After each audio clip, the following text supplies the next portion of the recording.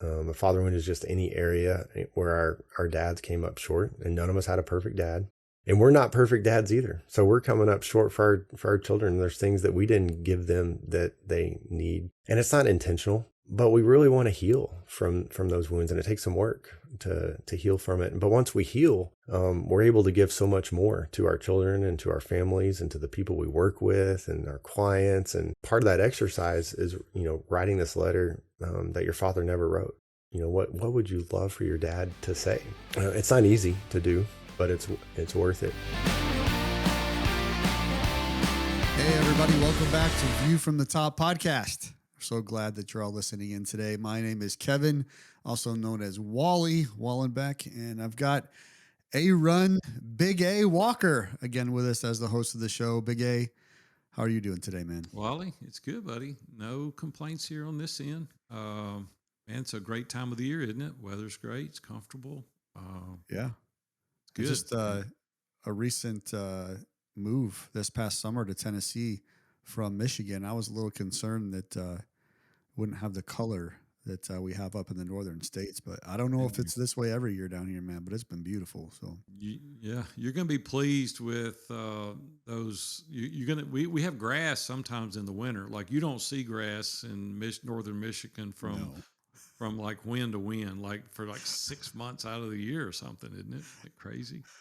That's funny. It's cold. Mostly true. Yeah. So glad to be Hey, I here. got a question for you today. I've been thinking about you and I just got back from San Antonio. We had a conference out there, a bunch of guys. We had a really good time with one of our mastermind groups, but we had a little chance to spend some time together on the front end and the back end. I think 4 or 5 hours on the front and about 6 or 7 hours on the back side. And kind of saw a little bit of San Antonio and went to the Alamo. That was fun. We had a good time there. And the thing I wanted to mention, just to see where you're at with this, because we didn't get a chance to talk about it while we were gone, is how do you decide who to help? And what I mean by that is we saw a number of homeless people while we were there, people that were down. And this one guy walked up to us at the parking lot, and he wanted some money, and a couple other guys around the Alamo. And then we went down to the river walk and saw a few folks and people with signs. I mean, it's everywhere. You see it everywhere.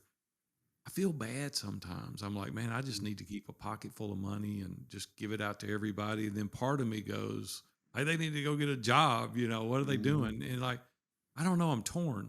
Do you struggle with that? Is that a thing for you? Or are you like, no, I'm good with that?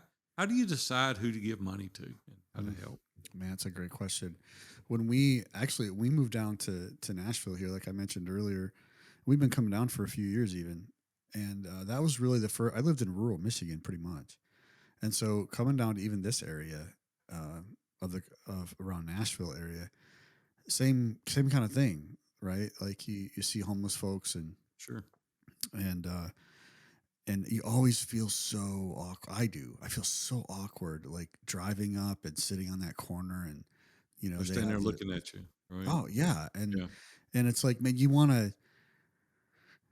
I heard one guy. I've had conversations with people about this in the past, right? I don't know if I've got it all figured out yet. I don't think I do, but conversations about this in the past, and it's been like, well, recognize that they're humans too. Sure. And I'm like, oh my gosh, that seems so simple, but do we even look at them? Do we even, say hello? Do we treat them with respect? Right? Just as you could call that generosity, but that's just simple human kindness. Yeah. And I'm not even sure like I always do that well, let alone, be generous. But then there's that moment because it's awkward. It's just kind of awkward. You and I both are generous people. Like we give to charities and to our church, and we give. It's not that. It's not that like we're stingy and want to keep the money. It's just there's this awkwardness, and I always feel this sense of kind of oppression. Like, man, you've been so blessed, and you should give more. And then it's like, well, you can't give to everybody, and so, I got to confess something. This is pride, I guess, and it's part of this. But like when we were together, I was even wondering a little bit, like, should I do this? Because if I don't, will Wally think I'm not generous? Or if I do give, he'll think I'm generous. Like, see, I was trying to it was ego raised his head there. It was like, well, on the other hand, I want to be the example, right? I want to lead through giving. And it's like, and it was just all this going on in my head. It's like, Yeah. we've got to solve this. And so we've talked about it in our small group numbers of times. I was in Chicago not too terribly long ago and walked by this guy crossed his legs, sitting on the sidewalk holding the sign. And I was with a couple of buddies and we walked around and got about, I don't know, maybe a block away. And I felt this impression that I should have given. And I was trying to shake it like, it's just my conscience, and I walked further and it got heavier and heavier and heavier. And I'm like, hey guys, hang on. I'll be right back. Took off running in Chicago and I went up this hill, went around the corner and the guy was still sitting there and I reached over and I gave him some money. It was a pretty good amount of money. And when I did, that feeling left. And as a believer, I feel like that if we pay attention to the guidance and the leadership of the Holy Spirit, as a believer, that's the way I've been able to resolve it. If I feel impressed or led, then yeah. And if I don't, then no. So I was just curious to how you handled those situations. I think I think there's so many, it's not just the homeless person on the street, right? Like there's people we meet every day that have needs. Yeah. And, are we paying attention and being generous? And I think that environment of someone being in that space in life is like that most absolute raw that you can get with how you feel about things. But, so I would say, for me, I don't have it all figured out yet. I do follow the Holy Spirit and the conscience that He places on my heart. And, I don't know if you experience this or not, but I do find it easier to, in those situations specifically, I find it easier to be generous when, I'm not saying this is right or wrong, but I'd love to hear from you when someone's contributing in some way. So like, for example, right. There's like here in Nashville, they have a whole program called, it's a newspaper called The Contributor, and homeless folks can go through into a program and they can actually sell these newspapers. And anytime I see someone selling those, I almost always, I can't remember a time I haven't actually bought one and then tipped really heavily, right? Whether it's, I saw you the example of a hairdresser the other day that single mom raising a family, husband passed away. And she's putting effort forth, right? She's doing something. And that's probably where I fall, that I judge way some more than I should, is when I can see it, someone's putting forth effort. Yeah. I'm way more inclined to be generous than when I can't. I don't know if it's I don't trust myself, or I don't trust God in that moment, or I don't trust that person. I don't know. That's complete transparency right there. Yeah. I'm going to push back a little bit. You're used to me pushing back a little bit. Yeah. We've been together a long time. I have felt that way in the past, but I don't know their circumstance. Right, I don't know their situation.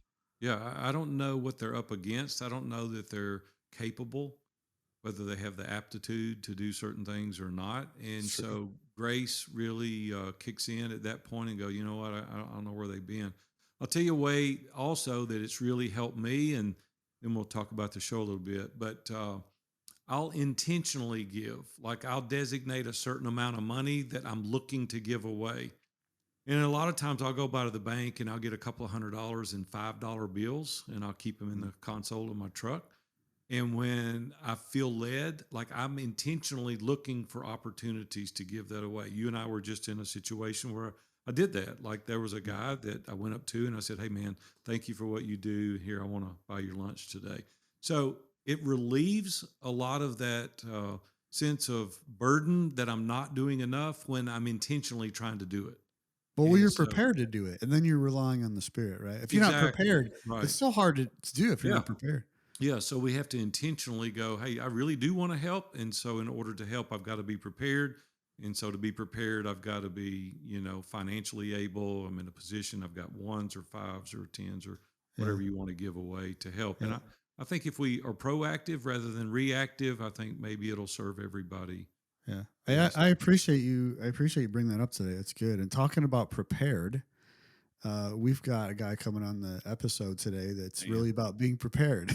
Yeah, no kidding. Man, what a story. I mean, I told recently about an episode that really kind of choked me up, but this was another one of those. You know what I'm finding out as I get older, Wally, like I'm more emotional. It's like Robin goes, "Why do you cry now?" I said, "I don't know. I'm getting older, I guess." And but these stories, I think what it is I've had a lot of life experiences now, and Sure. it touches me more, right? As a result of that, you have kids, you have grandkids, and so you're in touch more with those feelings. But man, Blake Brewer, I mean, he just brings it today in a very well laid out demonstration of how he took a episode in his life that was the most horrific, challenging challenge he's ever been up against in his life, and he's turned it into a business that's helping people all over the world today. It's so inspiring. Well, let's let him tell it, and let's get Blake in. Hey, Blake, man, I was pretty excited the first time I heard your story. And I just want you to know, man, when Kevin and I were talking about bringing on different guests, we said we got to get Blake on to tell his story. And I can't tell you how happy I am today. We finally were able to crowd you in and bring you. So, man, welcome to View from the Top. How you been? Hey, Big A. Hey, Kevin. I've been good, and I am really excited to be here. I appreciate just all that both of y'all have, the part that you have played in my life. And so it really is special for me to be able to be on here and sharing my story today. You know, when I first met you, it's been probably 4 years ago now, 3 or 4 years ago, something like that. And you were a nice young guy, and I enjoyed hanging out with you. But when you told your story for the first time, and it takes a minute to get me kind of emotional, you know, it does, because I've heard a lot of stories, been around a lot of guys. But your story was one of those that brought the tear to the eye. It was like, oh my gosh, my eyes are watering. Like, and the more this guy talks and tells his story, and then it's just remarkable at how it ends up. And so, if you don't mind, for those that haven't heard interviews from you before, would you share a little bit more about your story and take us way back? I know because it started a long time ago when you were just a teenager, but take us back, man. Tell us your story. Yeah, absolutely. My dad did something for me that absolutely changed my life. And in the darkest moment of my life, my dad was there for me.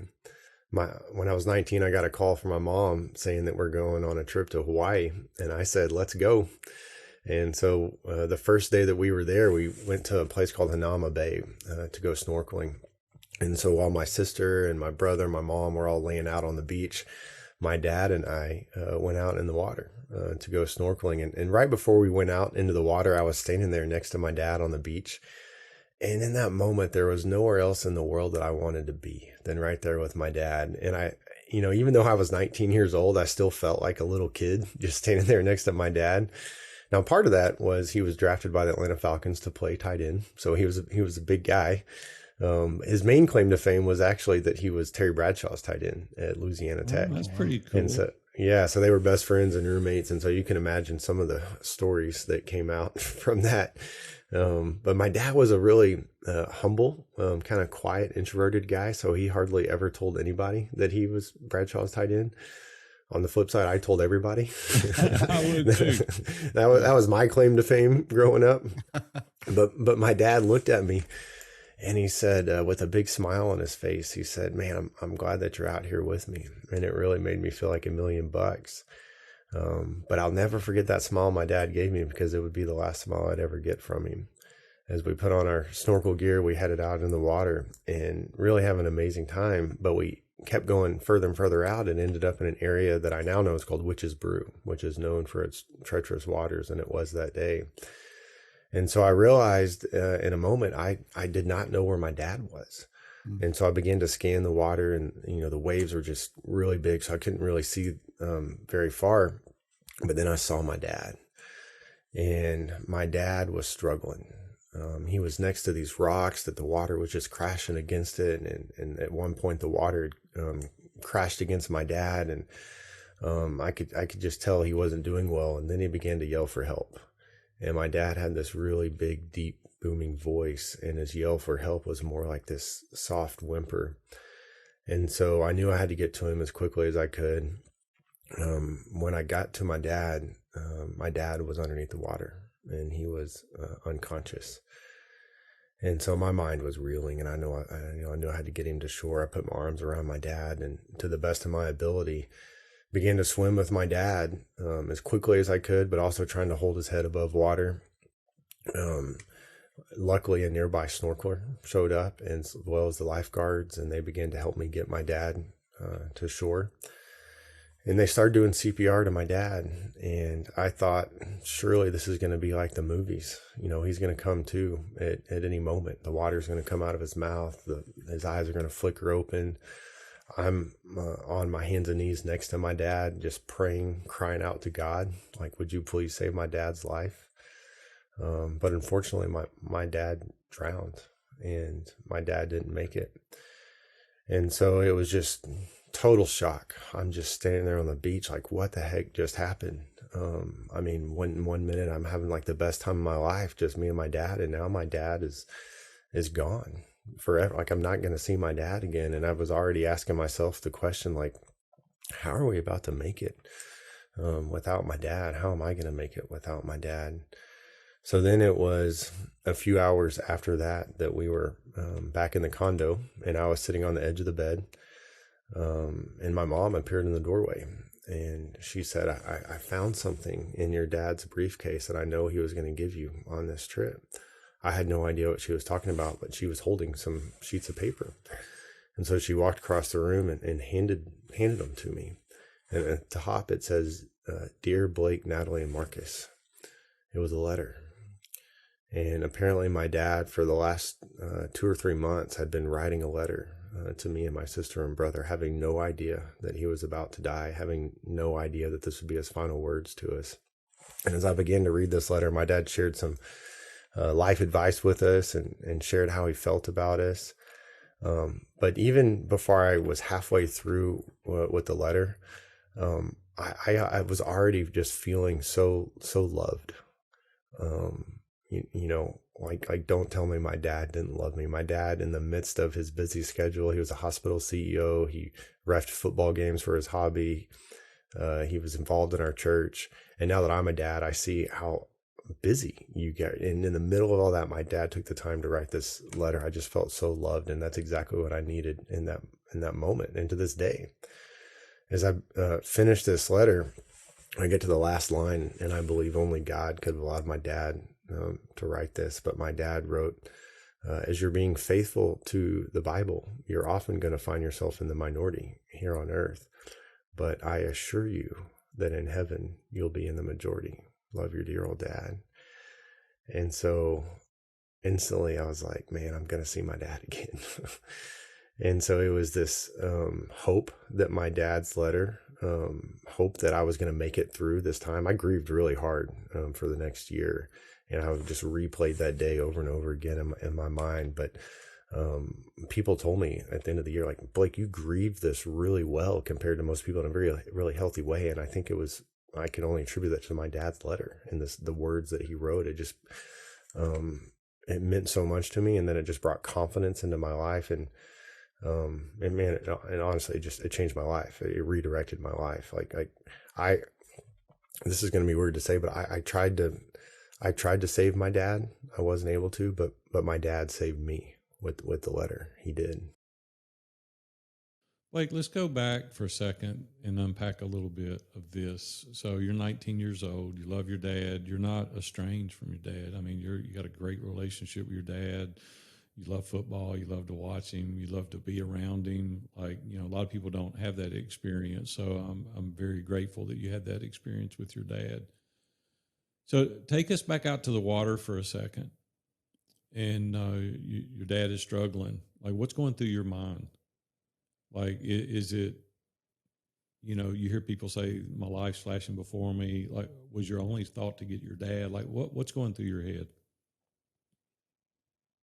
Man, in that moment, I really was just thinking, man, how do I get my dad? I didn't, you're just thinking the whole time, like, surely this isn't really happening.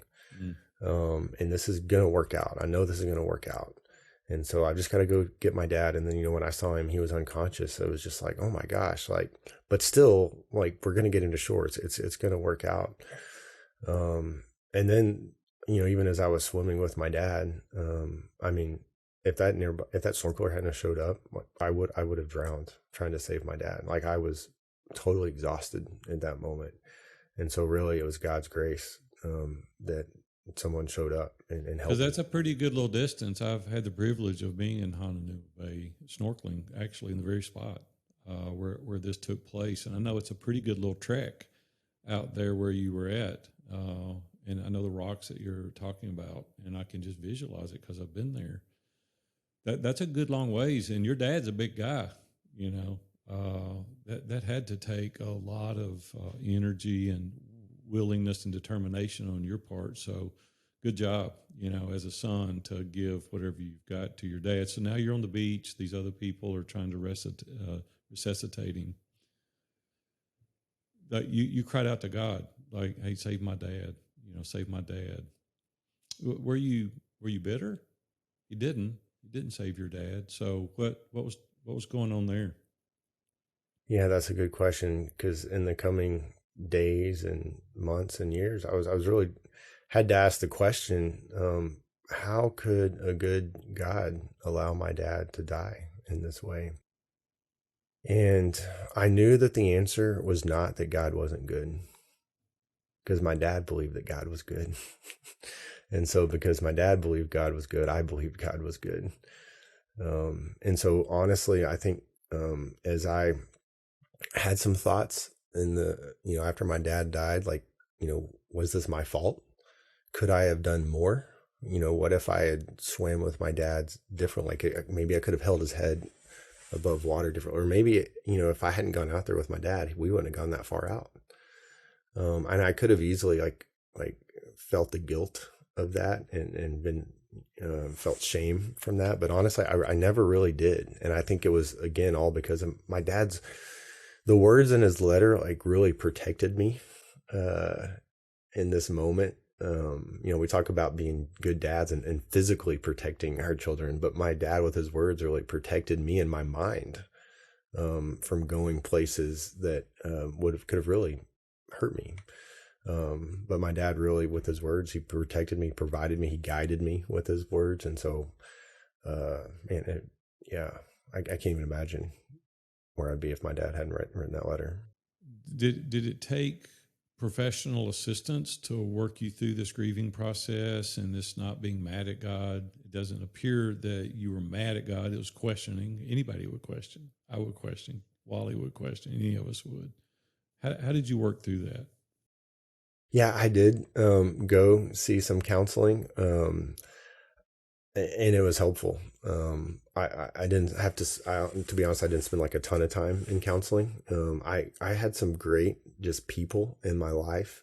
My family was great. And so we talked about it. My dad's parents, you can imagine how heartbroken they were to see their son die. But they, you know, we talked about it a lot. And so there was never a point where I was just like totally by myself trying to go through this. We were really going through it together. And then again, my dad's voice was still there in my life and his words. And so I felt like my dad was there with me going through it. Now, you're the oldest of the three children? Yep. I've got a younger sister and a younger brother. Yeah. Now, did this letter have the same impact on your brothers and sister?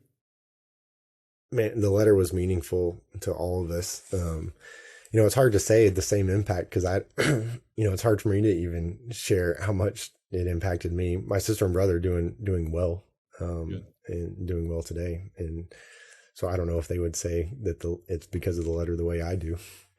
Yeah. But the letter absolutely had a positive impact on their life. So let's kind of go forward to switch gears a little bit related to this.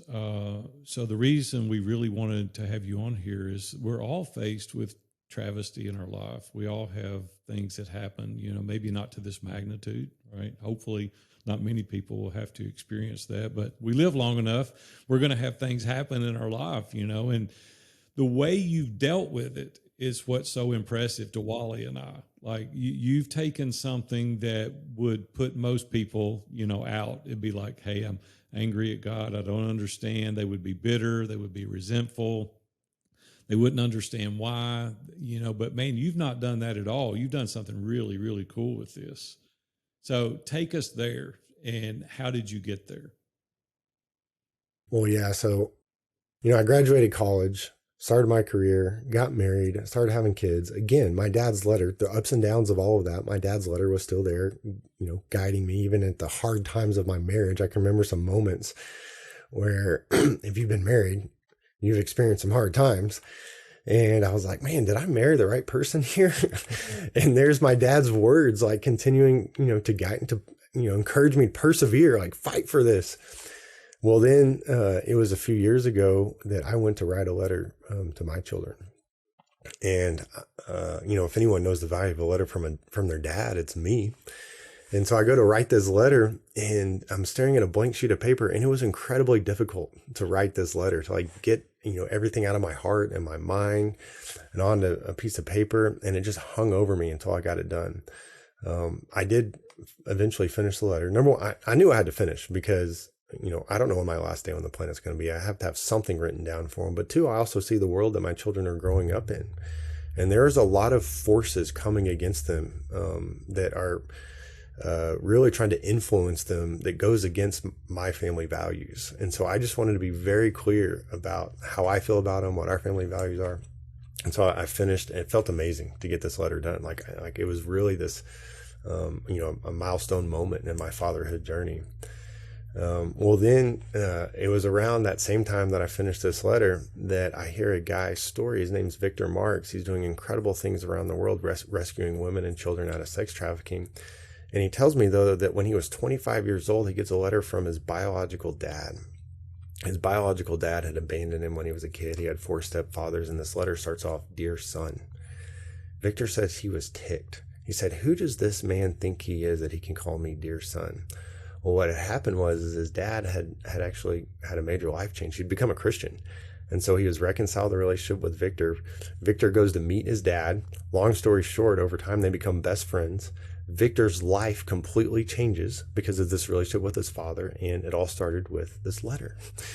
And so I'm like thinking, man, I've got a letter from my dad. Well, then a couple months go by after that, and I am at a ISI event in Nashville, and a guy named Pete Vargas is sharing his story about getting a life-changing letter from his dad. And it was in that moment that I was like, okay, God, I get it. I got to help more people get a letter from their dad. And so that was really where the mission started, to help 1 million dads write at least one well-written, meaningful, lasting legacy letter. Wow. Hey, Blake, your children right now are pretty young still, right? Oh, yeah. They're 6, 4, and 2. Yeah, they're young. And so a year or two ago, when you wrote that first letter, like they were really young. I mean, yeah. But you were 19 when you got the letter. So what was it that, like, you had some history? A lot of times we think that, right? Like, well, I'll do it later or whatever, right? Like, what was it for you that prompted you to write a letter to your children that were so young? Like, what part of what did you want for them, even though they were that young? Like, how do you think that was going to help them? Well, first of all, just with me, being so close to death, experiencing my dad's death, but then also, I almost died that day. Man, I'm very realistic of the fact that something could happen to me. And so, my dad had good life insurance, and I'm grateful that he did, and he provided for us in that way. And I do for my children, but I also wanted to make sure I provided these words, to help my children. But then in the process, I realized, man, I want to get these words to them sooner rather than later. I actually we decided to go and read the letter to my daughter when she was 4. Wow. And so, every night I'm trying to read her a book, like a princess book. And then that night I said, hey, Daddy's got something for you. And so I start to read this letter to her, and I forgot how emotional, or I didn't take into account, I should say, how emotional I would be reading this letter. And I could barely make it through it. And, she had never seen me cry like that. And so, sure. I get to the end of it, and you guys will appreciate this. I look up at her, and she looks at me, and she says, Daddy, can you read me that princess book now? I was like, yeah. Okay. And, but the next day she went up to my wife at dinner time, and she said, last night Daddy read me a message. Can he read me that message again tonight? Mm-hmm. And so my daughter, she didn't understand all the concepts in there. She will in time. Right. But she got the main concept, which is she's got a daddy that loves her. Yeah, that's good. That's good. Gracie Kate, right? And she's Gracie now Kate. A beautiful now name, by 6. the way. Yes, Beautiful it name. is. Gracie Kate Yes, is it beautiful. is. She looks like her mama too, and I'm very grateful. Good thing. You got her good looks because you married way, way up, Blake. Just saying for the record. But now, Bo, you've done the same for him. Going to do the same for him or not? Yep. So that first letter was Yeah. addressed to all of them, actually. Okay, good, good. Okay. And so there was different. I did talk to them individually in it, and then I am in the middle of working on their next letters right now. So maybe this goes to what you're alluding to earlier, Kevin. So my children, they're growing up. I'm seeing more of their personality. Yeah. I'm seeing different things that I can encourage them in and affirm them in, and some different advice that they need. But yeah, I plan on doing this for them every couple years. And so they'll always be able to go back to these letters and know how their father felt about them and how proud I am of them and how much I love them, even at this early age. Blake, I've gone through the legacy challenge personally, so I want to give a personal recommendation. And there's a little different spin on it for me.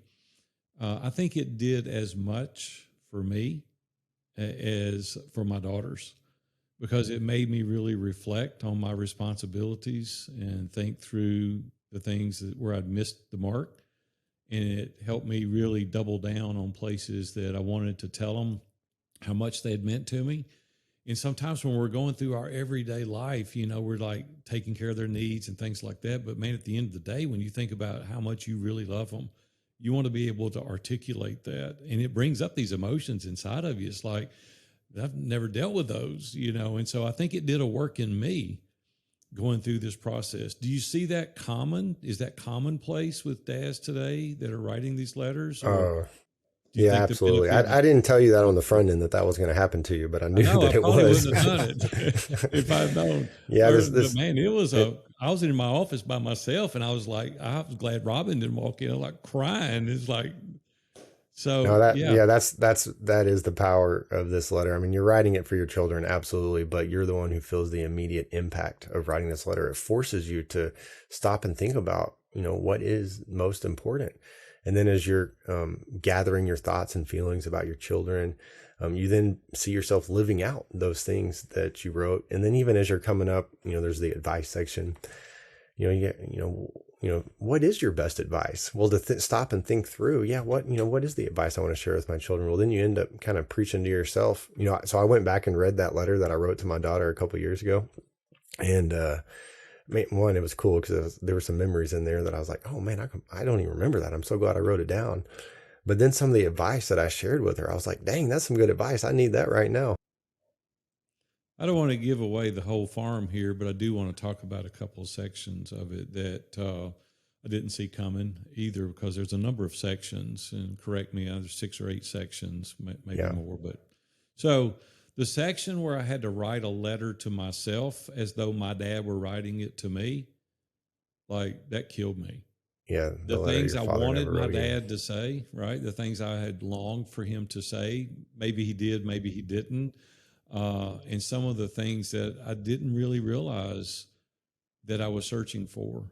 So kind of break that down a little bit. What is behind the scenes? Well, we talk about in that lesson, just the idea of a father wound, and all of us on some level are experiencing a father wound. A father wound is just any area where our dads came up short, and none of us had a perfect dad, and we're not perfect dads either. So we're coming up short for our children. There's things that we didn't give them that they need, and it's not intentional.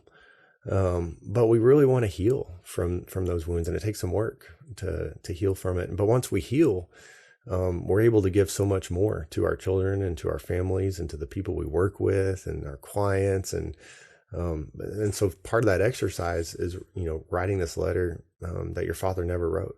What would you love for your dad to say? And so it's a very, it's not easy to do, but it's worth it. And it also helps you think through, okay, man, I wish my dad would have said this to me. So I'm going to make sure and say it to my children. You know, it's funny you said that. I was always wanting my dad to say, "Hey, man, I'm proud of you." Just those simple little words, you know. I know my dad was proud of me. He bragged on me to everybody but me. And I'm like, I just don't understand why he can't say that to me. And so when I started thinking through that, I thought, man, I got to do even a better job, like you just said, making sure that I tell my kids I'm proud of them, right, for the effort that they're putting forth, and because mom and I love them so much, not because of what they've done necessarily, but because they're our daughter. Wally, I know that you're really big into this kind of stuff. I'm not even sure, we haven't even talked about if you've done this exercise at some level, maybe not with Blake or with Blake. Have you gone through this yourself? I've gone through half of it, to be Yeah. fair. Yeah. And it's so interesting, even listening today. I'm just going to be transparent.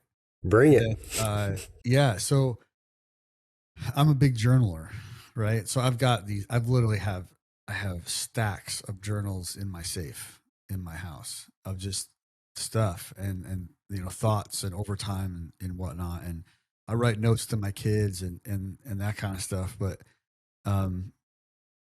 going through even half of Blake's course and then listening to you guys even talk today, just being like, I'm just going to say this. I started the podcast today with you guys thinking, yeah, I can just go write my own letter. And then as you guys were talking, I'm like, dang, like I didn't really think about that part or how that was going to help me.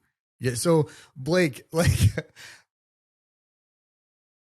you guys talked about these different sections. You don't have to tell me, all what they are today, but like, if I'm sure I'm like a lot of guys out there. They may start listening to this podcast and they're like, "Oh, that's great. Yeah, I can tell my kids I love them tomorrow." And you've heard that story about I told them once, I never had to tell them again. If I change my mind, I'll let you know. Right.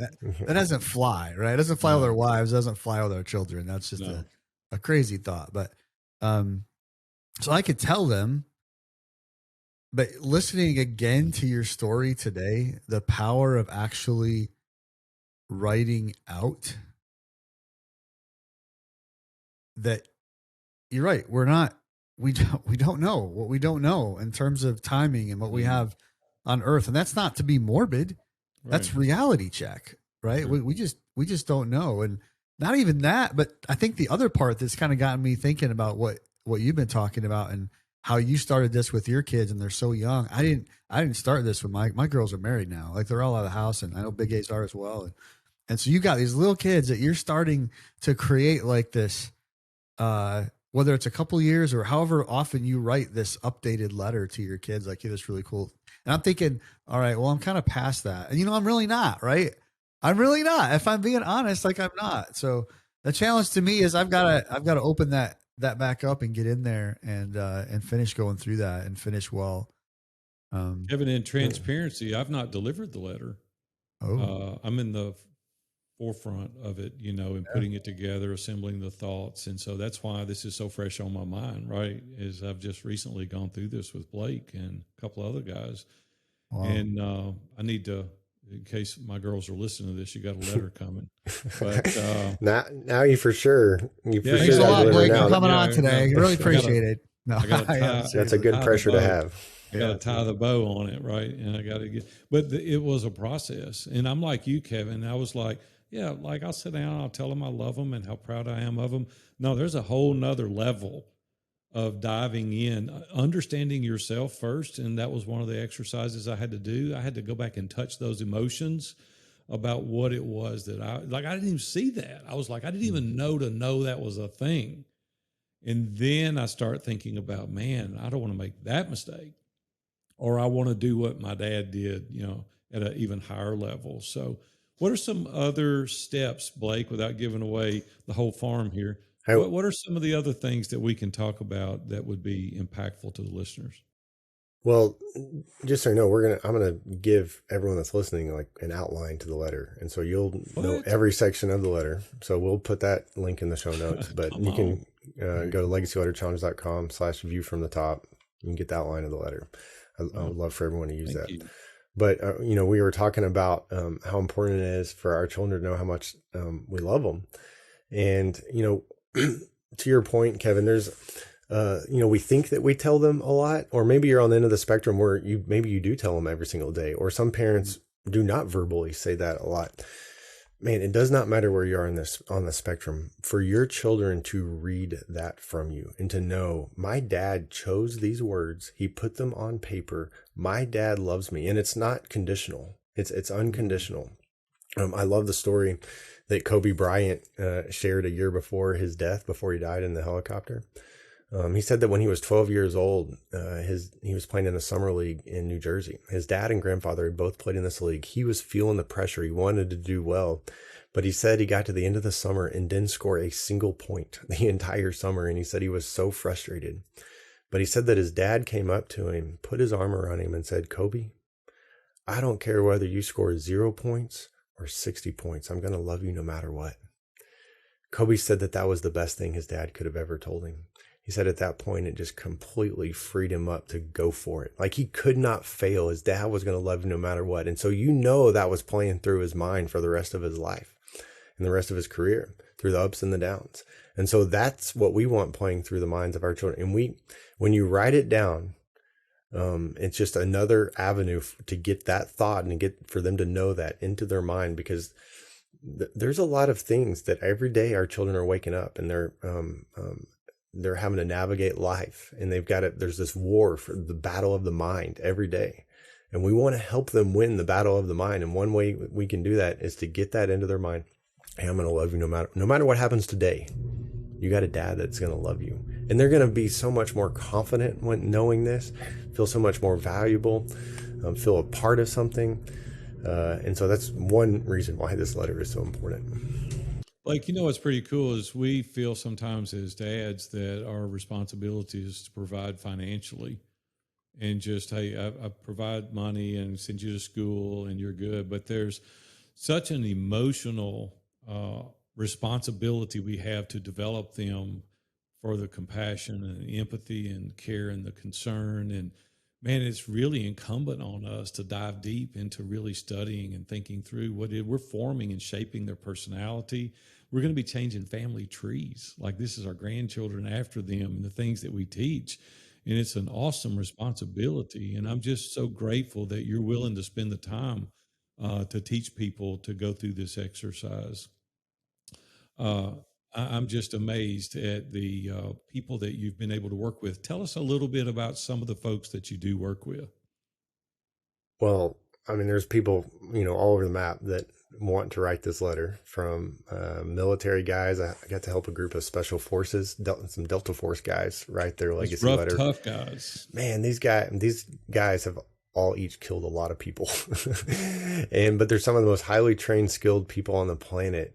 And man, for them to they were talking about their dads, but then also talking about how much they love their children. It was just a really bonding exercise for them. And it was special for me. My dad was very patriotic.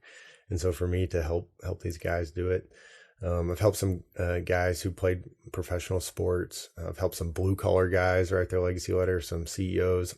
I partner with a lot of financial advisors who provide my program for their clients, and it is great for that relationship. Right, yeah, it's a great value add on. And then I do like a corporate legacy experience. And so I led a group of a Walmart team recently, and they got to the end, and this one guy on the team said, man, this was the best thing we've ever done together as a team. Like, they bonded as they were, normally you're talking about business stuff, and now they're talking about their children, regrets that they've had. I mean, and this one guy said, man, I would run through a wall for these people now. And so now Walmart's having me do 7 more teams for them. And so, when I started this, I knew that this was my calling to help parents write this. And I had no idea how it was going to how it was going to play out. And you can imagine my wife, I tell her that, and she's like looking at our 3 kids, and, she's like, so I get that your dad's letter was impactful, but you're telling me that you're going to provide for this family by helping dads write a letter. And I was like, yep. And I knew we'd figure it out. Big A, about figuring it out. And Yeah, everything's figure outable, yeah, you right? can figure it out. And I just knew, you know, the father, and now I help moms write the letter as well. People get it, and people want to be a good parent, and they want to connect with their children. Like if something was wrong with your children, you know, we would pay money to go help them get well. We would, you know, pay money for the medicine. You know, we pay money for, you know, to send our kids, you know, to education, or, you know, whatever it might be. And so, you know, writing this letter is like, for me, up there, like with all of those other, you want your children to be successful, and get this letter in their life. And so it's really been pretty amazing. Some of the things that have happened in the last couple of years. Is this a one and done thing, or is this something that you recommend annually? Is this every 5 years? I guess it's individual, but is there a recommendation that you have to Well, so people? my mission is to help you get at least one. You know, let's get Okay, one written down. get that done first. Yeah. Right. And then, Good point. Well and, said. For and then those that have completed it, unlike Wally, that want to follow up later, that's where I was going. once you have one letter written, it is easier to write the next one. Okay, I've got it down. I've got, you know, I know how to do this. And so for some, it's every year. For some, it's just kind of at those major transition points, you know, whether it's, you know, became a teenager, or graduate high school, or get married, or maybe when your children have children. And I also do recommend writing this letter to your grandchildren. And man, as grandparents, you know, we live in this culture where, you know, we don't value grandparents like we should, and maybe like most of human history. But man, grandparents have such an important role in a person's life. I had 4 incredible grandparents, and I actually got a letter. I've got multiple letters from my grandparents, but I got a letter from my granny like 10 years ago. She passed at 94 a few years ago. And you guys will appreciate this story. But a couple of weeks ago, it was a Sunday night. I was stressing out about the coming week. And my wife looks at our closet, and she wants to start moving things from her stuff onto my side of the closet. Well, I That's let the her way it have, works, Blake. What? yeah, What's going on? I let her Stop have the it. presses. I said, You might as well take your stuff out and put it in the basement or in the attic, because she's going to get it. well, I let her have it, man. I wasn't a great No. husband in this moment. I said a few things that were not very nice. Well, then I go upstairs, and I'm in my home office, and I'm looking around working on some things, and I see this letter from my granny that I hadn't read in years. And so I just start to read it, and she starts to share some memories with me in this letter. And the last memory that she shares, you know, she says, you know, my favorite memory out of all these memories is to see my grandson be a loving husband to his wife. Oh, And the hairs on the back of my neck just stood up. And I was like, okay, Granny. And you had to go apologize. I went and apologized in that moment. And my granny, who's been gone for 4 or 5 years, a letter she wrote 10 years ago influenced me in that moment to be a better husband. And I know my wife was thankful for it. So, and I was too. And so that's the power of a letter. You know, Blake, it just clicked with me. Like, you haven't mentioned, like, maybe you did real quickly there in passing in that link that we'll put in the show notes, but like the name of what you've called what you're doing is Legacy Letter Challenge. Is that right? Yeah. And so here your granny is like passing on this legacy, right, of the written word to you to help you with your conscience and live your best life with your wife and your kids, man. That's pretty cool. Yep. That is so cool. Blake, tell the folks where they can reach out to you if they want to learn more about Blake Brewer and what you're doing and the Legacy Letter Challenge. What's the easiest way they can contact you? Yeah, go to legacyletterchallenge.com /forward/ view from the top. legacyletterchallenge.com /view from the top. And man, get that outline. And man, I'd love to help you write your letter. I'd love for you to accept the challenge of writing your legacy letter. Yeah, that's very cool, man. Listen, what a blessing it's been today to have you. Thank you so much. Wasn't expecting the gift, but thank you so much for giving this to our listeners today. And it's been very impactful and inspirational, like we both knew it would be, having you here today. So thanks a lot, Blake, for being with us. Thanks for having me. Well, guys, I hope you enjoyed that. I mean, can you only imagine being in Hawaii, standing there with your dad and this great big smile? And he is so proud of you. He is so happy. I mean, like life couldn't be any better. And then moments later, you're on your knees crying out to God to help you understand this crisis situation that's going on and how can you possibly make sense of it. And yet Blake has done such a remarkable job in that. He's taken this travesty, this devastation, the person that he loves most on earth, and he is no longer in his presence. And yet he's taken that and he's made a business out of it that's radically impacting other people's lives. I want you to think about the travesties in your life, or even be mentally prepared in the future to be able to take devastations. God doesn't waste anything, and he wants to use it in a magnificent way. And I want you to have the attitude and the ability to be able to do that with the devastations that happen in your life. So take that today and go out and build your own view from the top. Hey, we really appreciate you joining us today on this episode. And we just want to make you aware of a few things. Some folks have asked, hey, how can we connect with you guys and what you have going on there at View from the Top and what resources you have available that maybe you're not sharing on the show. And the easiest way to do that actually is through our weekly email called The Climb. And you're going to love this thing, man. I'm telling you, it's once a week. So it doesn't hit your inbox every day, anything like that. It's just once a week. It's easy to digest, like bite-sized topics that every small business owner, entrepreneur, husband, father can use to help them live a life of success and significance as they climb to their own view from the top. So check it out at viewfromthetop.com/climb. That's CLIMB. And to get access to that free resource now, so you guys get that this next week that it comes out. As a listener, we'd love you to go ahead and click on subscribe to make sure that you know when the next episode comes out each week. It's easy to see the topic that's rolling through to make sure that's of interest to you, and you get to go in and listen to like what we listened today. And so go ahead and subscribe on that. We'd love to have you guys get that reminder each week about what each show is about. As always, you can reach out to us via email, pod @viewfromthetop.com. Thanks again for joining us, and we'll see you all next week.